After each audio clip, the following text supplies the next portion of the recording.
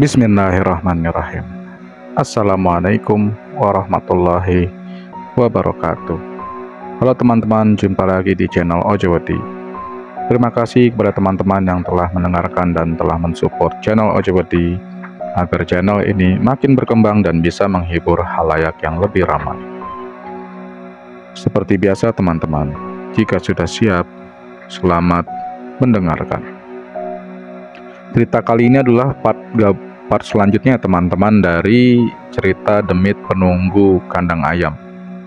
Jadi jika teman-teman belum mendengarkan part pertamanya, ada baiknya teman-teman mendengarkan terlebih dahulu agar bisa mendapatkan cerita yang lebih utuh dan lebih jelas. Kami bertiga pergi mencari pisang di kebun sebelah barat. Sementara Irfan hanya sendiri yang memang karena kebun singkong tak begitu jauh jaraknya dari kandang. Sedangkan kebun pisang lumayan jauh jaraknya. Biarin Irfan suruh sendirian aja. Kalau udah dikerumunin Demit, rasain. Ucap Dio yang sepertinya puas. Kami bertiga membawa 2 senter sebagai alat penerangan. Kami harus mencari masuk sampai ke dalam kebun. Kami berdehem sebagai tanda masuk. Berdehem dipercaya membuat mereka yang tak terlihat menyingkir dan menjauh dari tempat yang akan didatangi. Dan satu hal yang dianggap pamali daerah sini adalah bersiul. Karena konon dengan bersiul bisa mengundang mereka untuk datang mendekat. Saat masuk ke dalam kebun, hawanya begitu berbeda. Terasa sumpek dan gerah, padahal sedang berada di luar ruangan dan kondisi malam hari seperti ini. Kami bergegas mencari pisang yang dirasa sudah tua sehingga lebih enak jika dibakar, dan segera keluar dari kebun ini karena memang hawanya sudah tidak enak dari tadi. Setelah mendapat apa yang dicari, kami segera beranjak pergi. Bruk! Suara pohon pisang di samping yang mendadak rubuh tanpa sebab.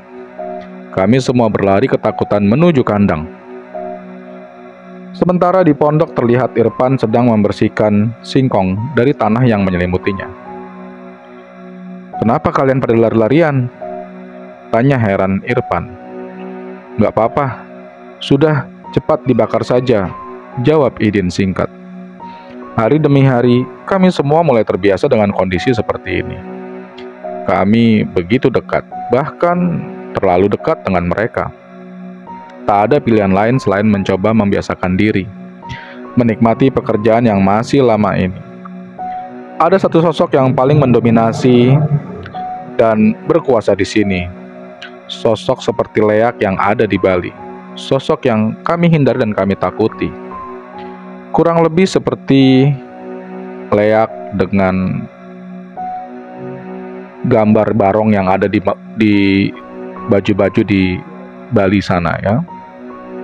Sosoknya berbadan besar tak terlalu tinggi, dengan gigi bak taring yang tajam, rambut hitam sampai menyentuh tanah. Kuku-kukunya panjang dan hitam. Sosok ini sangat galak dan bisa mencelakakan ketika ia mewujudkan dirinya dan mengganggu para orang-orang penunggu di sini. Dan saya mendapat cerita tentang sosok tersebut ketika sedang mengangkut ayam dari truk. Berat pakan ayam tersebut adalah 50 kg setiap karungnya. Sekali datang bisa sampai berton-ton beratnya dan begitu banyak, hampir 1 mobil truk besar. Cerita datang dari Dimas, yang dimana Dimas pernah menunggu di peternakan ini sekitar beberapa periode yang lalu sebelum kami menunggu di sini. Ketika malam sewaktu ia tengah asik bermain judi dan mabuk di pondok bambu, ia mendengar suara gaduh dari ayam-ayam di dalam kandang. Ia pun segera memeriksa untuk memastikan. Ditemani ketiga temannya, ia masih mengecek keadaan. Namun tak ada apa-apa di dalam, hanya ayam yang terlihat berdiri di pojok sebelah timur. Tak lama datang angin yang cukup kencang menerjang kandang. Namun aneh, hawanya terasa panas. Bukan sejuk alergi yang seharusnya. Geruduk. Suara ayam berlari ke pinggir sepertinya membuka jalan. Perlahan, Muncul asap hitam pekat dan tidak terlalu lama memunculkan sosok yang tadi dibicarakan. Dengan wajah penuh borok yang menyeramkan, mata melotot sebesar buah sawo.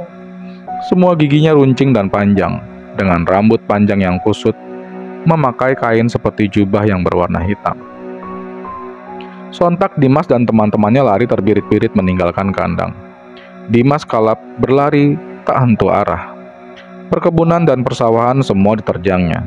Sosok tersebut seperti mengikutinya. Tak ada yang Dimas pedulikan selain keselamatannya yang utama. Kali yang lebar itu saya lompatin karena takut dan kepedet. Dimas menjelaskan. Jangan judi sama mabuk aja makanya. Sholat dekat dengan Tuhan biar gak diganggu setan, sahut Idin dari kejauhan. Ari ngomongnya kayak wong bener. Orang kelakuannya aja kayak setan juga. Dimas menjawab sahutan Idin. Dasar anjing, jawab Idin dengan nada bergurau. Ayam diberi makan pada waktu pagi, siang, dan malam hari selalu rutin agar mempercepat tumbuh kembangnya. Memasuki umur 15-18 hari sekam dan alas dari karung diturunkan, kemudian alas karung yang dijahit memanjang tersebut harus dicuci untuk menghilangkan sisa sekam yang basah karena kotoran ayam. Pencucian dilakukan di kali depan kandang. Yap, kali bekas kuburan pembantaian orang-orang zaman dahulu. Kalian pernah membayangkan berendam dengan sisa kotoran ayam? Ya, kami semua melakukan itu. Salamun ala nukim fi alamin. Itulah doa yang orang tua di sini ajarkan ketika masuk ke dalam air, untuk menghindari hal-hal yang tak diinginkan. Gatal tentu saja, sangat gatal dan bau tentunya. Sebenarnya pekerjaan di peternakan ini lebih banyak menggunakan tenaga daripada otak, karena hampir seluruh tugasnya memang harus melibatkan tenaga. Malam hari tiba. Kami sudah menyelesaikan pekerjaan.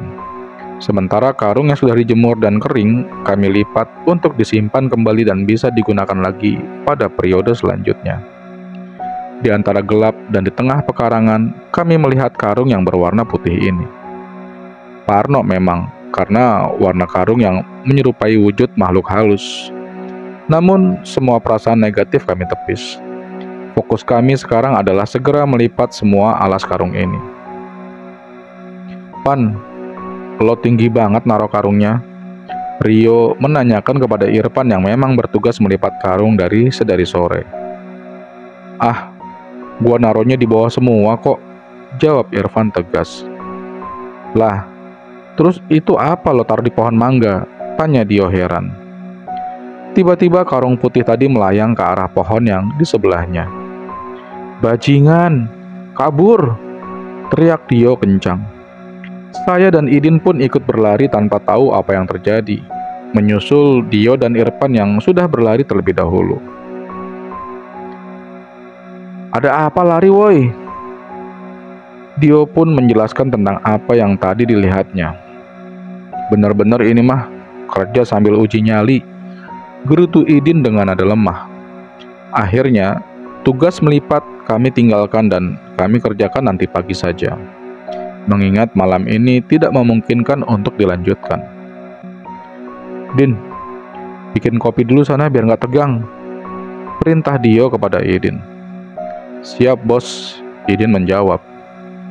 Mungkin yang dibutuhkan sekarang adalah kopi dan hiburan karena memang telah seharian kerja menahan panas, dingin dan gatal yang didapat dari pekerjaan tadi. Kembali, lagu band Irfan putar untuk memecah suasana tegang dan takut yang dirasakan. Hingga jam 2 malam kami tak dapat tertidur. Loh, kok musiknya mati sih? Ucap Irfan heran. Paling baterainya habis, Pan, sahutku yang menuju ke arah Irfan. Temenin ya tidurnya, pinta Irfan. Ah, udah gede kok masih takut aja, sindirku. Dengan modal nekat, Irfan turun dari kandang menuju pondok di bawah. Tak lama, Irfan terlihat berlari menaiki tangga menuju ke arah kami. "Kenapa, Pan?" kata Dio menyambut Irfan yang tergesa-gesa masuk ke dalam. "Ada muka raya di dalam pondok. Sial, lagi nungguin salon musik," sahut Irfan menjawab umpatan Dio. "Hahaha, rasain. Mungkin dia terganggu," jawab Dio setengah mengejek. Malam itu kami tak berani turun dan memilih untuk tidur dalam kandang bersama para ayam. Sampai pagi, kami baru berani turun dan mandi di sumur yang ada di pojokan. Setelah sarapan, kami melanjutkan pekerjaan kemarin yang belum selesai. Kembali melipat alas karung. Suara tangisan dan cekikikan memang sudah biasa kami dengar ketika hendak tidur di dalam pondok. Namun, malam itu suara tangis pilu terdengar begitu dekat seperti berada di balik dinding anyaman bambu pondok ini. Brak! Suara anyaman bambu dipukul Bio. "Berisik! Udah malam tahu, ganggu aja," suara Dio kesal membentak suara tangisan. "Lah, sekarang mah udah berani ya yuk," ucapku salut kepada Dio. "Kalau kita takut aja nambah kurang ajar setannya," jawab Dio tegas. Sudah berganti semua posisi namun tubuh ini tak mau tertidur. Entah kenapa begitu saya gelisah dan merasa sangat gerah.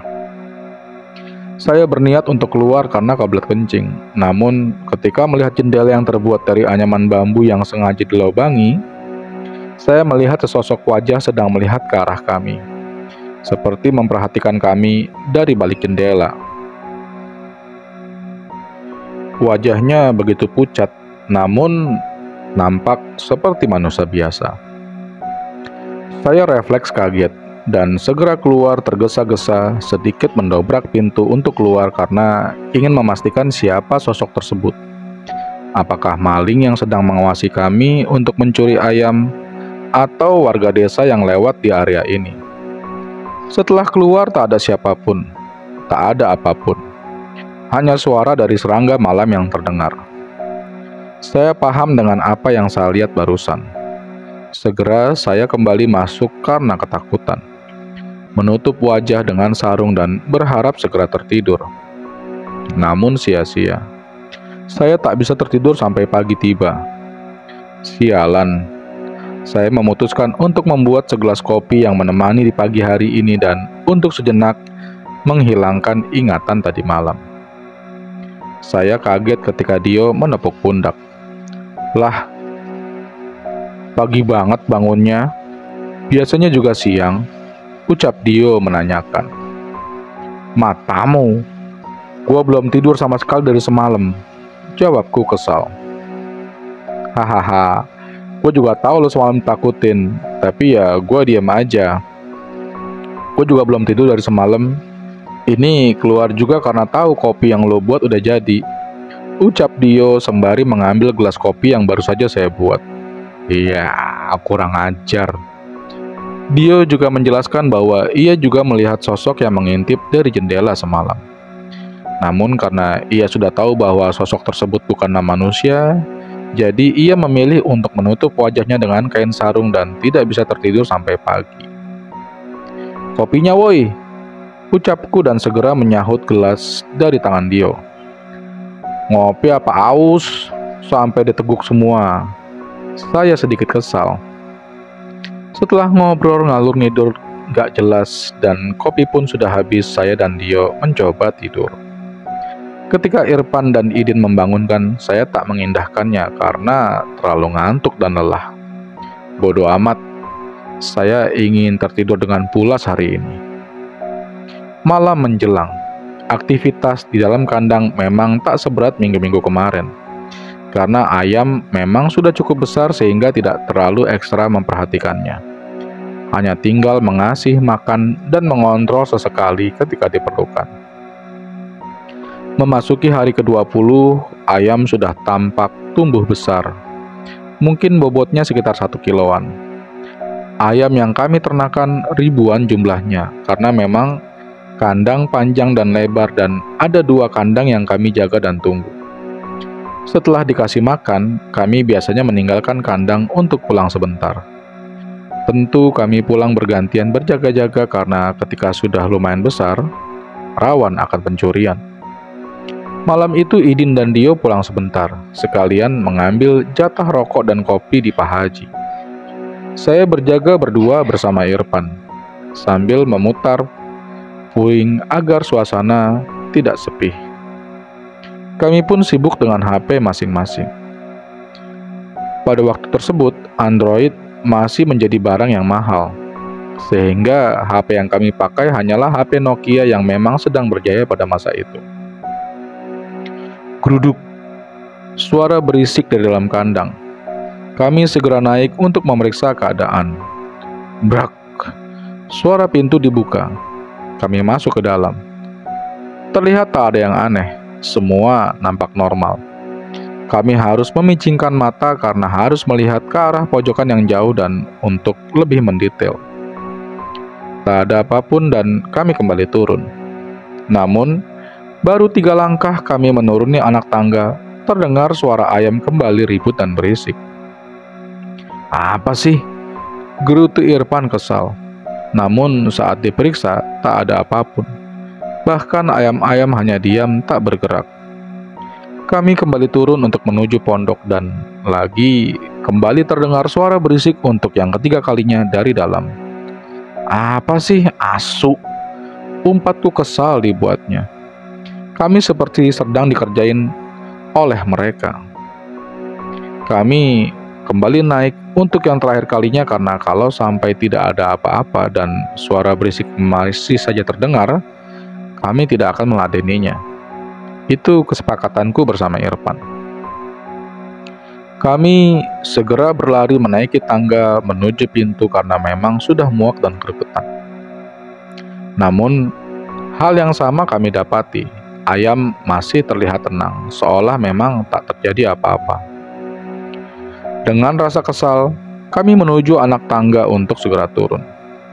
Namun, sesaat hendak turun kami mendengar suara wanita tertawa. Hihihihihi. Dengan suara khas tertawanya, kami sudah menebak bahwa tawa itu berasal dari sosok kuntilanak.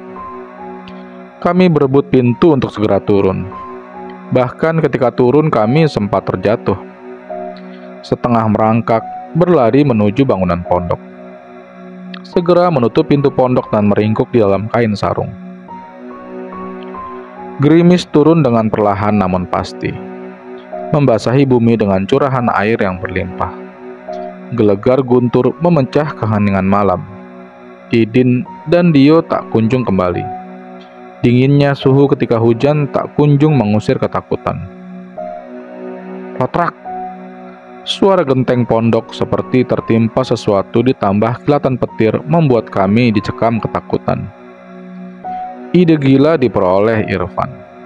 Ia malah memutar musik sekencang-kencangnya, bersaing dengan suara hujan dan guntur di kejauhan.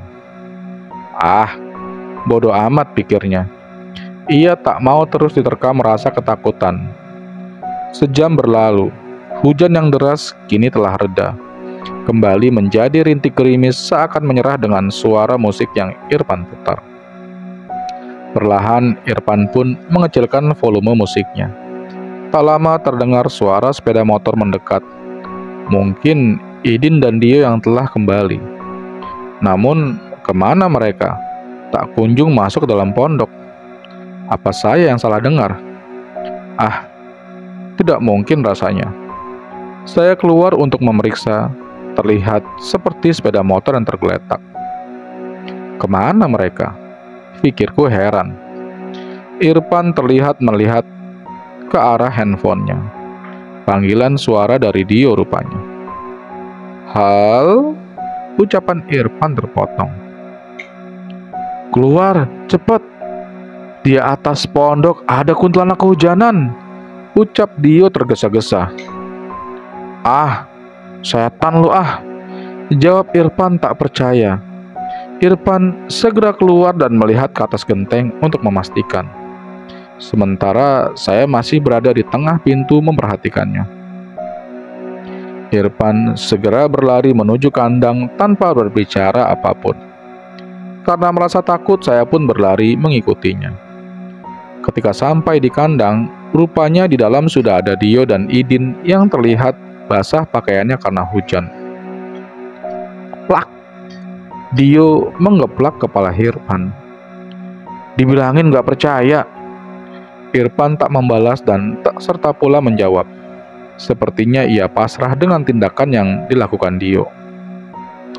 Ini anak selamat sendiri aja. Ada apa sih? Tanyaku heran. Tuh, lihat sendiri. Jawab Dio sambil menunjuk ke atas genteng pondok. Bocah edan, umpatku kaget.